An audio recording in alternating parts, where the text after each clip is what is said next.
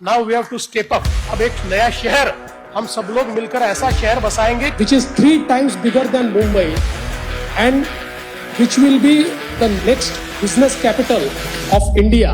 दिवाभाऊ कोणत्या शहराबद्दल बोलत आहेत तुम्हाला माहित आहे का? जाणून घ्यायचं आहे? चला तर मग पाहूयात कोणतं शहर आहे जे भारताचं नेक्स्ट बिझनेस कॅपिटल असणार आहे.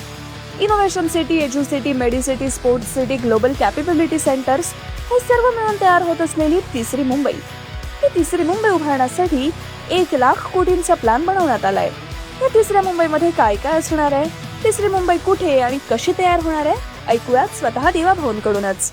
रायगड पेण ग्रोथ सेंटर हे आपल्या नवी मुंबई एअरपोर्टपासून 15 ते 20 किलोमीटरच्या अंतरावर आहे.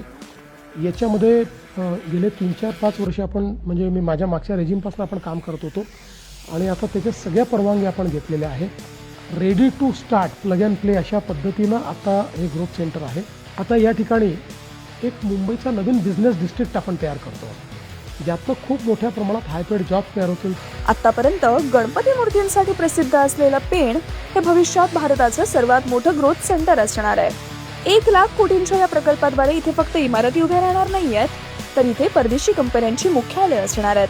मुंबईतील मोठमोठ्या बँका आणि IT कंपन्यांचे मुख्यालय याच सिटीमध्ये आपल्याला पाहायला मिळतील. सोबतच लॉजिस्टिक, डेटा सेंटर्स आणि मोठ्या प्रमाणात रोजगार निर्मिती निर्माण करणारी सिटी फक्त पेणकरांसाठी नाही तर संपूर्ण कोकणसाठी वरदान ठरणार आहे.